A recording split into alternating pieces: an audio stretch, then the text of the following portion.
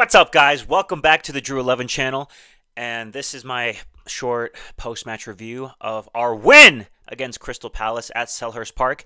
It has been 5 years since our last win, and that streak is broken. Let's freaking go, baby! I am super happy with that performance in the second half. Overall, I thought it was, decent, good performance from analyzing both the first and the second half, but it's just not exactly a perfect game for us. We were good enough to win that game. Obviously, I thought we had really good chances in the second half that could have put it as a 3 or 4-1 win. But I thought we were pretty neck and neck with Crystal Palace in that second half. Obviously, that first half was disastrous. It was kind of the Manchester United we all knew from last season that was showing up. But I'm glad that Xerxes and Mason Mount and Bruno Fernandes stepped up in the second half to give us the much deserved win from stepping up in the second half. And I don't know what Ruben Amorim said in the locker room, but it sure as hell worked. So every single Manchester United fan is grateful that the players locked in the second half and got us those 3 points, which was much deserved. I feel like Bruno Fernandes hasn't really been getting a lot of the spotlight this season for, I don't know, obvious reasons, because he's looked at as a lot of Manchester United fans put him on this pedestal that he's a very great player and that he's the GOAT and that he's Ballon d'Or worthy. But personally, I don't exactly see that type of view. I think he's been decent for us this season so far. I mean, he hasn't been consistent. I'll say that. But a captain is supposed to be one of the best players on the pitch, especially for a team. And I think it was definitely a captain's performance in the second half, providing the assists for Joshua Xerxes on that free kick. That was beautifully finished by Joshua Xerxes in a very tight angle to score from. That was class. And then the second goal being from just a roll pass to Mason Mount, where Mason Mount finished left corner. And a lot of people have been, getting or putting stick to Mason Mount recently, which I do not like, because I think Mason Mount has always had that quality in him. He just needed time because he was injured all the time, which was very frustrating for him and also for me because I actually like the dude. I was actually following him at Chelsea, and I thought he was a very great player. Even like when he played at England for during Gareth Southgate while he was the coach there.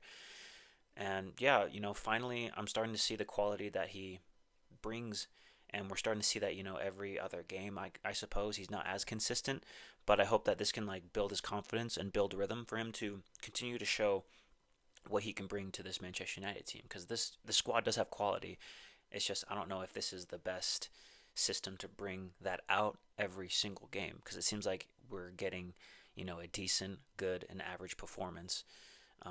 Well, I mean, obviously we're getting an average performance consistently more than a great or good performance consistently. So I will admit to that.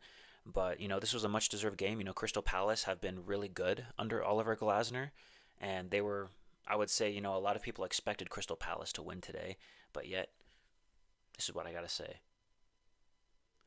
But anyways, I thought the man of the match could have gone to, honestly, it makes sense that Bruno Fernandes would be the man of the match because he got 2 assists and he provided both of the goals. So yeah, I would say Bruno Fernandes did deserve to get it. Arguably, it could have been between Xerxes and Mason Mount as well. But if there's a common factor between the two goals, it's Bruno Fernandes. So well done, Bruno. Great performance today. Let's see that again on Thursday against West Ham. And speaking of West Ham, they're not going to have a key player in the next game with Lucas Paqueta, which I don't know, guess is a good sign, I guess. But if Liverpool can beat West Ham, why can't we? We beat Liverpool earlier, and Liverpool are in a downward trajectory right now. But it looks like after this one, they might be going up. So we'll see. But Manchester United as well, it seems like they're going a little bit up and then down, a little bit of a zigzag, but a little bit more up than more down as it stands right now, because we are currently in 7th place in the table right now for the league. So, good performance. If I were to rate that performance, I'd probably go with a maybe a 6.8, a 6.8 out of 10, just because that first half was very, very bad, and we didn't see too much in the first half that Manchester United were to offer, but the second half really made up for it in the end. So, it's the least that Manchester United can do is to get us 3 points, especially in a very tough game. But that's just like an overall team and manager performance. So hopefully that can be improved to a higher score next time. Credit to the team, credit to Mbeumo and the attack as well, since they're very depleted without Cunha and without Šeško. And it was good to see Lisandro Martinez get those minutes in at the end. Hopefully he can continue to get his fitness up and that he'll eventually be starting for us again without getting injured, because I do not want to see that. I do not want to see the Butcher get injured again. He's so key in that defense that we have. So, yeah, otherwise, that's honestly like all of my thoughts for the game, and just my overall analysis of what happened.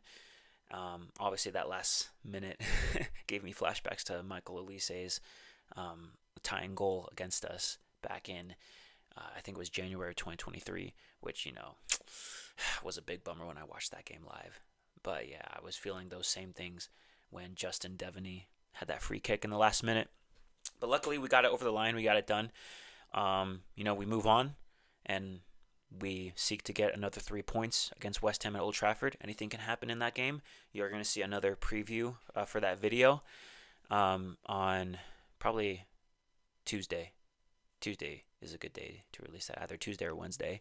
Either one of those days, I'll be releasing that. So stay tuned for that.